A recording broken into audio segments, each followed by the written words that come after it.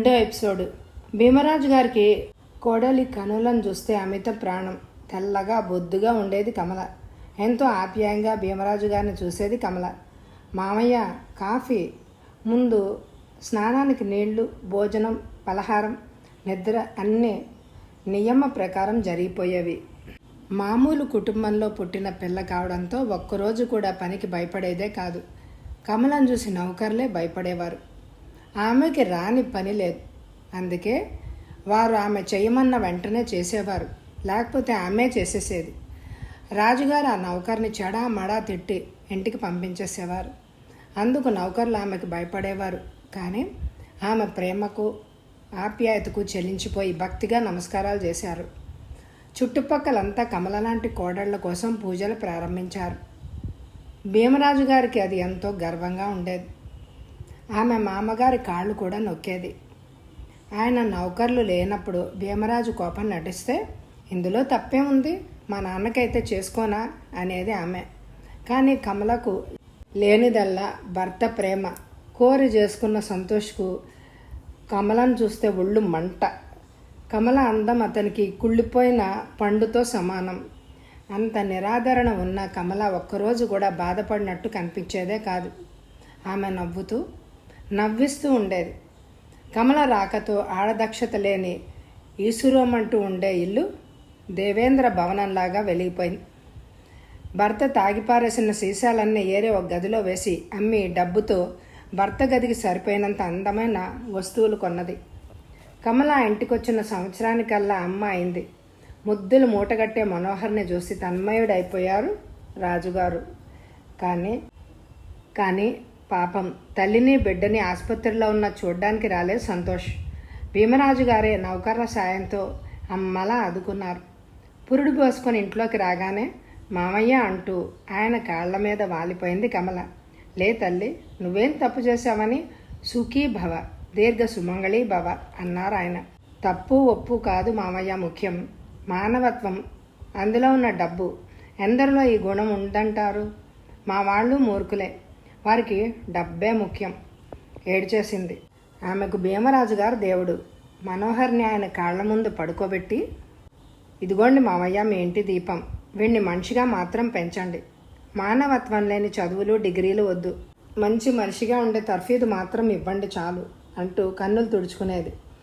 కమల తల్లిగా మరీ అందంగా కనిపించింది. రాజుగారు ఆమె తల నిమురుతూ, పచ్చి బాలింతరాలివి, ఏడవకమ్మ, నీకేం కావాలన్నా నాతో చెప్పు. మర్చిపోయాను, ఇదిగో తాళాలు, నీ ఇష్టం వచ్చినట్టు చెయ్యి, కానీ నన్ను క్షమించు తల్లి.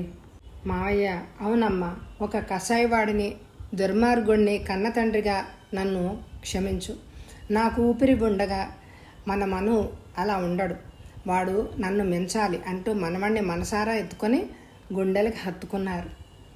ఆ రోజు భీమరాజు గారింటో ఎంతో ఘనమైన విందు జరిగింది. మనోహర్ని ఉయ్యాల్లో ఉంచి అంతా పాటలు పాడారు. కమలను ఆడవాళ్లు సగౌరవంగా చూశారు. కమల తన కష్టాలను మర్చిపోయింది. అందరూ తమాషాగా మనోహర్ చేతిలో తీపి కారమున్న పెద్ద పెద్ద స్టీలు గిన్నెలు ఇచ్చారు. అందరు అతిథులు వెళ్ళిపోగానే కమల రాజుగారితో పాటు ముందు గదిలో కూర్చుని ఏదో కబుర్లు చెప్తోంది. కారు ఆగిన శబ్దం కావడంతో ఇద్దరు తలెత్తి చూశారు. సంతోష్ పూర్తి నిషాలో ఉన్నాడు. అతని చేతిలో మరొక 2 సీసాలు ఉన్నాయి. అతను ఊగిపోతున్నాడు. కొడుకును చూసి భీమరాజు గారికి కోపం తారాస్థాయిని అందుకుంది. యారా, ఇంట్లో ఉండమంటే పని అని పరిగెత్తావు, ఇదేనా నీ పని? పైగా నీ బ్రతుక్కి ఆ సీసాలు కూడానా? ఎందుకురా, లక్ష్మిలాంటి భార్య ఉసురు పోసుకుంటావు, చిచ్చి అన్నారు. సంతోషు అతి కష్టం మీద మామూలుగా మాటలు దొర్లాయి. ఓయి, అది నా పెళ్ళం అంటే పడగ్గది సుందరి, దాని సుఖం అంటే నగలు డబ్బు అవి సంపాదించే ఉన్నాయి, ఎక్కడ అంటూ చుట్టూ తిరిగాడు. భీమరాజు గారు సైగ చేయడంతో మనోహర్ని ఎత్తుకొని వెళ్ళిపోయింది ఆయా. రాజుగారు కమలవంక చూస్తూ, తీసుకుని వెళ్ళు ఈ పాడు మొహాన్ని అంటూ తన గదిలోకి వెళ్ళిపోయారు. కమలను ముందు విసిరిగొట్టాడు సంతోష్.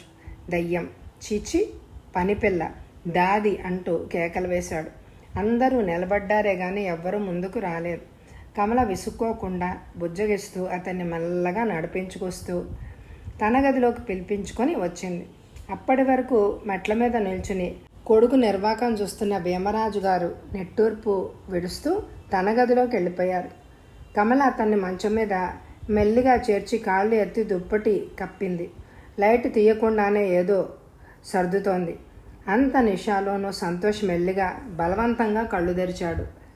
ఏయ్, ఏంటే ఇంకా ఆలస్యం, ఇట్రా అన్నాడు.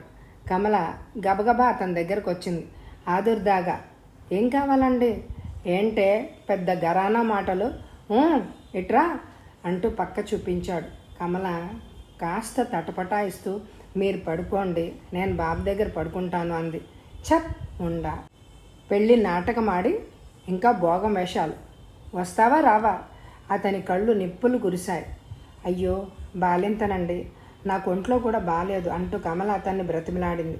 అంతేకాదు అతనికి ఏవో నీతులు కూడా చెప్పబోయింది.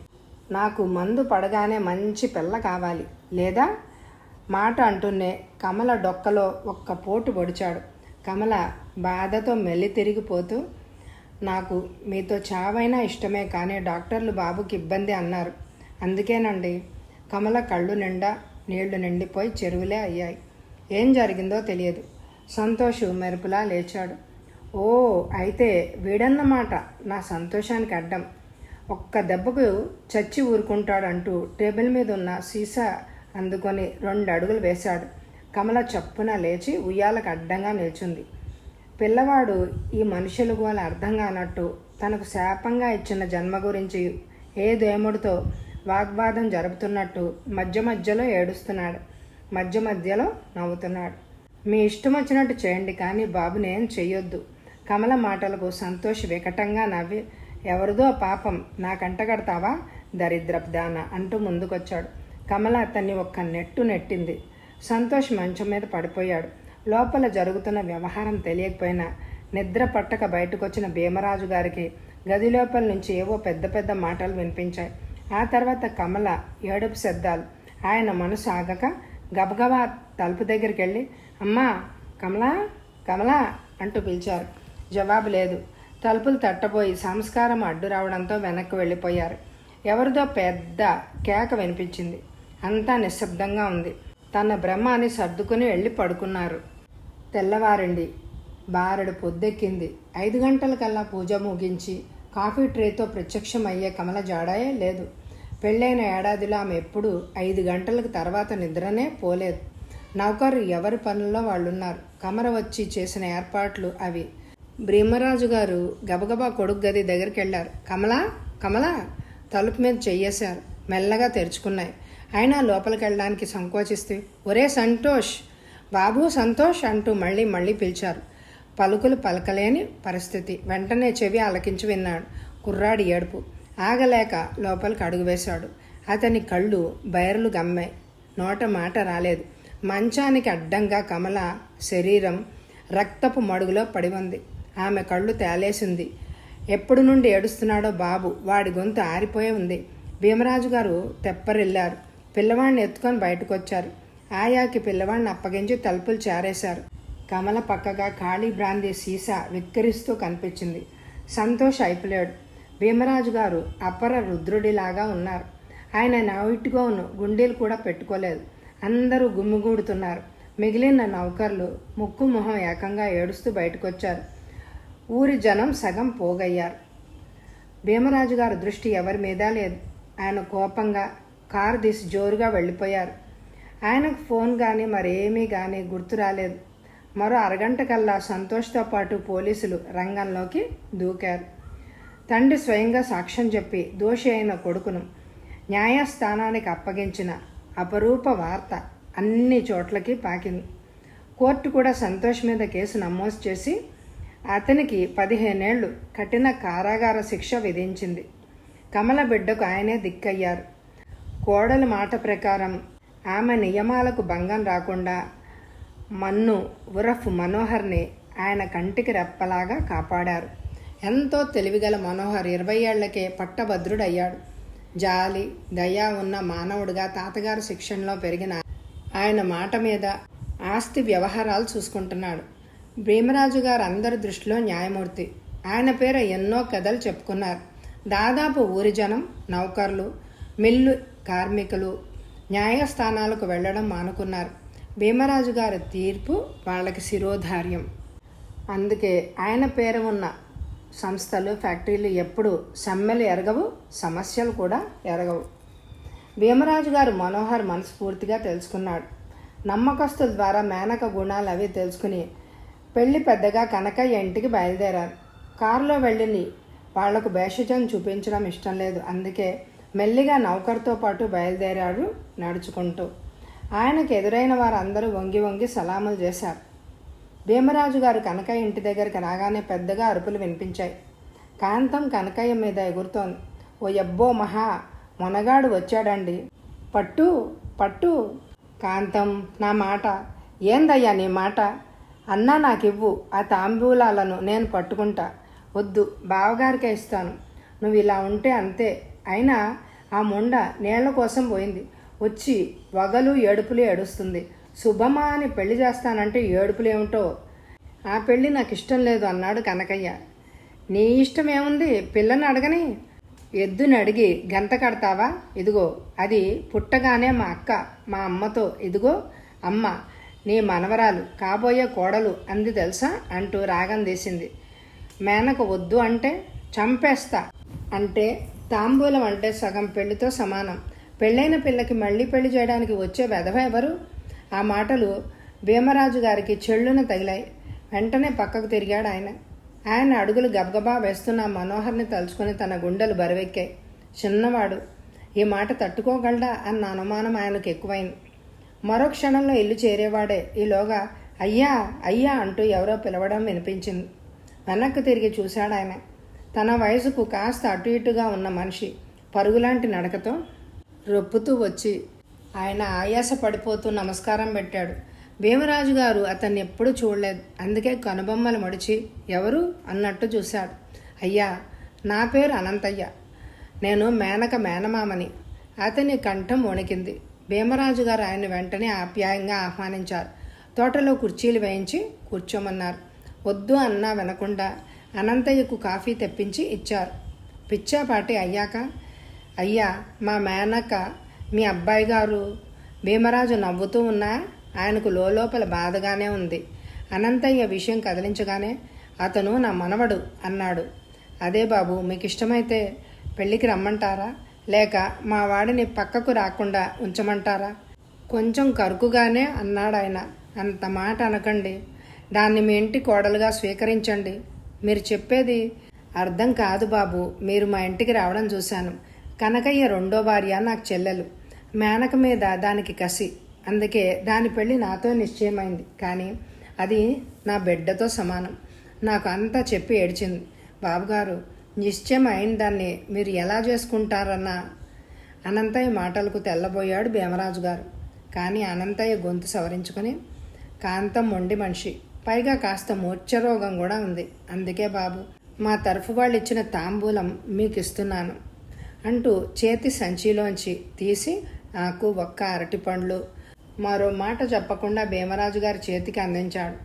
భీమరాజు గారు దాన్ని విసిరి నేల మీద కొట్టి అనంతయ్య చెంపలు వాయిస్తాడని ఎదురు చూశాడు నౌకరు.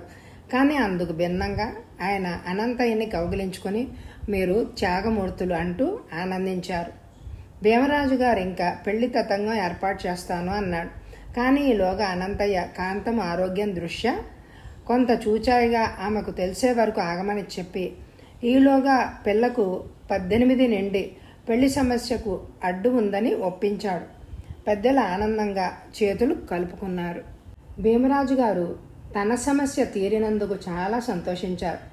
అనంతయ్య ఔదార్యానికి చాలా పొంగిపోయారు. ఆయన మనోహర్తో చిన్న నాటకం ఆడాలి అని అనుకున్నారు. అందుకే అతను రాగానే మేనక పెళ్లికి వాళ్ళు ఒప్పుకోలేదని చెప్పాలని ఏవేవో ఊహించుకుంటూ ఉండిపోయాడు. ఫోన్ రోగడంతో ఉలిక్కిపడ్డాడు రామరాజు గారు. తను ఆలోచిస్తూ అలా కూర్చుండిపోయినందుకు ఆశ్చర్యపోయాడు. నౌకర్ ఫ్యాక్టరీ నుంచి ఫోన్ అని చెప్పగానే వెళ్ళందుకున్నాడు. ఫ్యాక్టరీ కార్మికుడు ఫోన్లో చెప్పిన మాటలు వినగానే అమ్మా అంటూ అరుస్తూ పడిపోయాడు. నౌకర్కి ఏమీ అర్థం కాక టేబుల్ మీద నుంచి వేలాడుతున్న ఫోన్ అందుకుని అతడు కూడా ఆశ్చర్యపోయాడు. మనోహర్ ఫ్యాక్టరీలో బేళ్లు తనిఖీ చేస్తూ పొరపాటున జారి పడిపోయాడు. అతనికి ప్రమాదకరంగా దెబ్బలు తగిలాయి అన్న వార్త. ఇంట్లో ఉన్న నౌకర్లు చాకర్లు అంతా గొల్లుమన్నారు. భీమరాజు గారి కోసం డాక్టర్కి కబురు వెళ్ళింది. క్షణాలలో ఆయన సొంత డాక్టర్ వచ్చి చూసి ప్రథమ చికిత్స చేశాడు. సృహ రాగానే మను, నా మను అంటూ ఆడదానిలాగా డాక్టర్ని చుట్టుకొని వలవలా ఏడ్చాడు ఆయన. ఎంత చెప్పినా వినకుండా డాక్టర్ కారులోనే ఫ్యాక్టరీకి బయలుదేరారు. ఫ్యాక్టరీకి సంబంధించిన దగ్గరలో ఉన్న హాస్పిటల్లో బెడ్ మీద కట్లతో పడి ఉన్న మనోహర్ని చూసి ఆయన గుండెలు అవిసిపోయినాయి. విషయం తెలుసుకుని ఉన్న పళంగా పరిగెత్తుకుని వచ్చిన మేనక భీమరాజు గారిని గమనించకుండా డాక్టర్తో, ఆయన కోసం ఎంత రక్తం కావాలన్నా నేను ఇస్తాను, ఆయన బ్రతికుంటే చాలు అన్నది ఏడుస్తూ. మా దగ్గర ఆయన బ్లడ్ గ్రూప్ చాలా ఉంది, అక్కర్లా అన్నారు డాక్టర్. ఆ పిల్ల ప్రేమకు భీమరాజు సంతోషించాడు. నీ భాగ్యంతో నా మను తప్పక బాగవుతాడు. బాధ లేదమ్మా, దేవుడు అంత రాతిగుండెవాడు కాదు అని అన్నాడు. మేనక చటుక్కున ఆయన కాళ్లను తాకి కళ్ళకద్దుకుంది. మనోహర్ని చూడ్డానికి అందరూ వచ్చారు, కానీ సంతోష్ మాత్రం రాలేదు. అతను తాగిన మైకం దిగిన క్షణంలో వాడికేం కాదు, కమల పైనుండి చూసుకుంటుంది అంటూ మరో గ్లాస్ అందుకున్నాడు. అనంతయ్య అది మేనక పెళ్లి విషయంలో జరిగిన అఘాయిత్యం అని అనుకున్నాడు. అందుకే కాంతంతో మేనక పెళ్లి అలాంటి కుర్రాడితో అయితే అంటూ కదిలించగానే, ఇదిగో అన్నయ్య, నువ్వు ఆయనలాగా మాట్లాడకు, అది నా చేతుల కింద ఉండాలి అన్నది కాంతం. ఆశ అన్న ఆస్తి మీద, అనంతయ్య మంచితనం మీద ఆమెకు పూర్తి నమ్మకం ఉంది. మనోహర్ని దాదాపు 10 రోజులు అపస్మారక స్థితిలో హాస్పిటల్లోనే ఉండిపోయాడు. ఆ 10 రోజులు భీమరాజు గారు నిద్రాహారాలు మాని అలాగే ఉండిపోయారు. కాంతానికి మేనక హాస్పిటల్కి వచ్చి మనోహర్ కాళ్ళ మీద పడి ఏడవడం అవి నచ్చలేదు. పైగా పెళ్లి కాగానే మేనక పెద్ద మేడలోకి వెళ్ళిపోతుంది, సుఖపడిపోతుంది. అందుకే లేని ప్రేమ నటిస్తూ బయటికి తెచ్చింది. పిన్ని అంటూ ఏడుస్తూ మీద వాలిన మేనక జడపట్టి ఒక్క గుంజు గుంజింది. ఏమే, చచ్చేవాడితో ప్రేమ దోమ అంటూ ఉంటే నలుగురు నన్ను అనుకోవడానికా అంటూ మేనకను కుక్కను కొట్టినట్టు కొట్టి ఈడ్చుకొచ్చింది. అంతేకాదు మగవాళ్లను తన ఉగ్ర రూపంతో భయపెట్టి పెళ్లికి ముహూర్తం కూడా పెట్టించింది. మేనక పారిపోకుండా ఆమె గదికి తాళం పెట్టి తాళం చెవి బుడ్లో దోపుకొని మరీ ఉండిపోయింది. హోరున గాలి వాన, దానికి తోడు మధ్య మధ్యన ఉరుములు మెరుపులు. సముద్రం కూడా అల్లకల్లోలంగా ఉంది. బయట మనుష్య మాత్రులు ఎవ్వరూ కూడా తిరగకుండా భయపడుతున్నారు. సంతోష్ మాత్రం హుషారుగా ఉన్నాడు. కారణం దొంగ బ్రాందీ. ఆ రోజు సరుకు మొదటి సీసా అతని జేబులోనే ఉంది.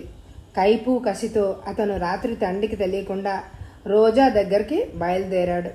ఆ రోజాలు ముళ్లతో ఉంటాయని హెచ్చరించాడు భీమరాజు గారు. సామ బీద దాన దండోపాయాలన్నీ కొడుకు మీద ప్రయోగించి విఫలుడై నిరాశ నిస్పృహలతో గుండెలు బండలుగా మార్చుకున్నాడు. సంతోష్కు సీసా చూడగానే ఎవరో ఒక పాప దగ్గర ఉండాలి మధువు, దాంతోపాటు మగువ, అతని అభిరుచులు. ఆ తుఫాన్లో కారులో బయలుదేరాడు అతను. రోజా దగ్గరకు దారిలో గాలి ఉధృతం ఎక్కువైంది. మెల్లగా చల్లగాలి ప్రారంభమైంది. సంతోష్కు వేడి కావాలి. మెల్లిగా మండే ద్రవాన్ని నోట్లో పోసుకున్నాడు. పంది బురద మెచ్చుతుంది అన్నట్టుగా అతని పాలిట ఆ ద్రవం అమృతం. అందుకే నాలికతో పెదవులు చప్పరించి ఆగలేక మొత్తం సీసా ఖాళీ చేశాడు. అతడికి ఇప్పుడు వర్షం గాలి ఏమీ కనిపించడమే లేదు. మెరుపులు ఉరుముల మధ్యలో వివాహ పెళ్లి బాజాలు అతని కళ్లకు వర్షపు జలతారు పోగులు, మెరుపులు వెన్నెల కాంతులు. అతని కారు తలుపులు తీసుకొని దిగాడు. చేతిలో ఖాళీ సీసా అతనికి డ్రైవింగ్ వీల్. అతను చిన్న పిల్లాళ్ళ సీసాతో పాటు కారు తోలుతున్న అనుభూతిలో బయలుదేరాడు. అతడికి ఒక్కసారి పెద్ద వెలుగు కనిపించింది. ఎర్ర పట్టుచీర, తలనిండా పూలు, కాటుక కళ్ళు. ఓహో, స్వర్గంలోంచి వచ్చింది కారు అని అనుకున్నాడు సంతోష్. రంభ ఏడుస్తోంది, నృత్యం చేయడం లేదు, ప్రళయ నృత్యం చేస్తోంది. ఆమె పరిగెడుతోంది. అది ఒక శోభ. సంతోష్ చప్పున రంభను ఒడిసిపట్టుకున్నాడు. కెవ్వుమన్న కేక. అదొక భయంకరమైన ఆర్తనాదం. ఎవరా కేకేసింది? చుట్టూ చూశాడు. చేతిలో రంభ. చటుక్కున సంతోష్ చెయ్యి కొరికింది. సంతోష్ పట్టు వదిలాడు. అంతే, రంభ పరుగు ప్రారంభించింది. సంతోష్కి కాస్త మత్తు దిగింది. చుట్టూ చూశాడు. తన కారులో లేడు, సముద్రపు ఒడ్డున ఉన్నాడు. ఎదురుగా అందమైన పిల్ల తడుస్తూ ఎదురుగాలికి పరిగెడుతోంది. సంతోష్ నరాలు బిగుసుకున్నాయి. అతని చేతిలో ఖాళీ సీసా విసిరేసి పక్క జేబులోంచి విదేశీ సరుకు ఉన్న చిన్న సీసా తీసి ఒక్క గుక్క పట్టించాడు. ఆ వెంటనే ఊపు అందుకున్నాడు. దుర్మార్గులు దుష్టులకు ప్రకృతి కూడా సాయం చేస్తుందా అన్నట్లుగా భయంకరమైన గాలి వీచింది. పరుగుదీస్తున్న అమ్మాయి పైట గాల్లోకి లేచింది. ఆమె పైట సర్దుకుంది. చీర కాళ్లకు చుట్టుకుంది. అంతే, దబ్బున ఇసుకలో పడిపోయింది. గాలి కొంచెం నెమ్మదించింది. ఆ పిల్ల కళ్ళు చికిలించి చూస్తూ లేవబోయింది. ఆమె పై ప్రాణాలు పైనే పోయాయి. అంతగాల్లో కూడా మద్యం వాసన ముక్కు పుట్టాలను బద్దలు కొడుతోంది. సంతోష్ అపర రాక్షసుడిలా కనిపించాడు ఆమెకు. అతను అంత తాగిన మైకంలో కూడా తప్పించుకోవడానికి వీలు లేకుండా ఆమెకు అడ్డు నిలిచాడు. తెలివిగల అమ్మాయి 2 చేతులతో ఇసుక తీసి అతను మొహాన విసిరబోయింది. కానీ విధి వక్రించింది. సంతోష్ ఆమె 2 చేతులను అలాగే పట్టేసుకున్నాడు. వదులు వదులు అని ఆమె రోదిస్తోంది. ఆమె రోదన అరణ్య రోదనే అయింది. పశువుగా మారిన పురుషుడి పశుత్వానికి ఆ నిర్భాగ్యురాలు పూర్తిగా నాశనం అయిపోయింది. ఆమె అర్ధనగ్నంగా పడిపోయింది. సంతోష్లో తెలివిలేదు. ముందు మైకం పూర్తిగా కమ్ముకుని కామదాహం పూర్తి కాగానే ఎద్దులా ఇసుకలో పడే నిద్రపోయాడు.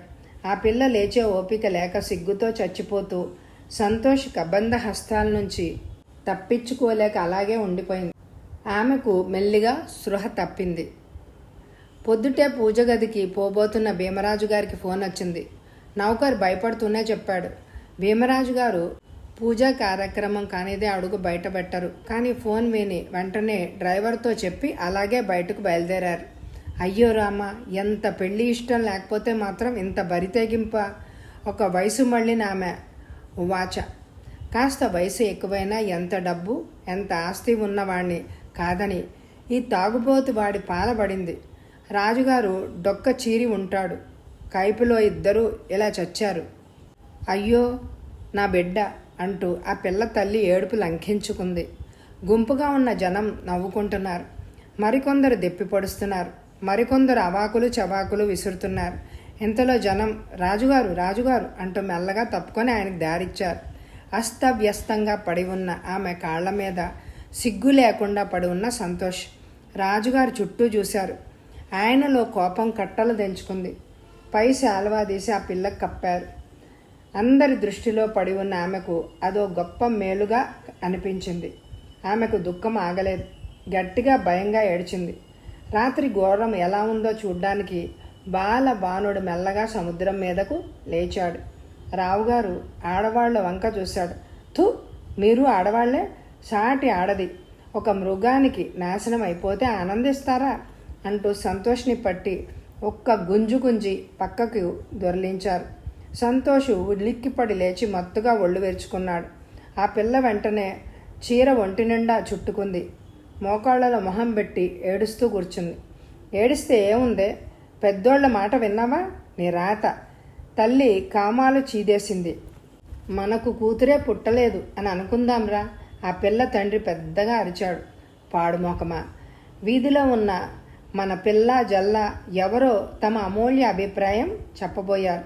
ఇంతలో భీమరాజు గారి కంచుకంఠం ఖంగుమంది. నోళ్లు మొయ్యండి, మీరసలు మనుషులేనా? అసలు కారణం ఈ దుర్మార్గుడు రాత్రి గాలి వానలో బయటకు వచ్చిన ఆ పిల్లను అంతేనా? మోకాళ్లలోకి దించిన తల మెల్లగా ఊపింది. ఆ నంగనాచి, ఇదిగో మీ పిల్ల చెడిపోయింది. మా నాన్నకు నీ కూతురు లాంటిది తగదు. చెడిన దాన్ని చేసుకునే కర్మ మా ఇంట వంట లేదు అంటూ తెగేసి చెప్పింది. సుమారు 40 పొడిలో పడి దాటబోతోంది. భీమరాజు గారు ఆ పిల్ల నెత్తిమీద చెయ్యేసి నిమురుతూ, అమ్మా నీ పేరు అన్నారు. కమల అంటూ మళ్ళీ ఏడ్చింది ఆమె. కమలా, లే అమ్మా, మీ వాళ్ళ మాటలు విన్నావుగా. బహుశా నీకు ఇష్టం లేని పెళ్లి చేయబోయారు. అది తప్పించుకోవడానికి వచ్చి పులి నోట్లో తలదూర్చావు. భయం లేదు, నువ్వు ఈ రోజు నుంచి నా కోడలివి అంటూ ఆమెను లేపారు. అయ్యా, ఆమె ఏడుస్తూ ఆయన కాళ్ళు పట్టుకుంది. అమ్మా, నేను నీకు వరుసకి మామగారినైనా నాకు నువ్వు బిడ్డతో సమానం, పద అన్నారు. ఆమె అయోమయంగా చూసింది. ఎక్కడికండి? మా పిల్ల మా ఇంటికి వస్తుంది. మీరెవరు? కాస్త మొరటుగా ఉన్న మనిషి ముందుకొచ్చాడు. అయ్యా, వీళ్ళు నన్ను కన్న తండ్రికి అన్నలు. వీళ్లకు డబ్బు ముఖ్యం. అందుకే 90 ఏళ్ల ముసలాడి ఆస్తి నా పేర రాయించి పెళ్లి చేసేస్తున్నారు అంది కన్నీళ్లు ఉబ్బికి వస్తుండగా. చెడిపోయిన శివం తగ్గల అనుకుంది మరో మూర్ఖురాలు. భీమరాజు గారు ఉగ్ర రూపంలో ఉండిపోయారు. వచ్చే ఎపిసోడ్లో కథ కొనసాగుతుంది. ఈ ఎపిసోడ్కి తప్పకుండా ఎక్కువ లైకులు ఇవ్వండి. Thank you very much my dear friends.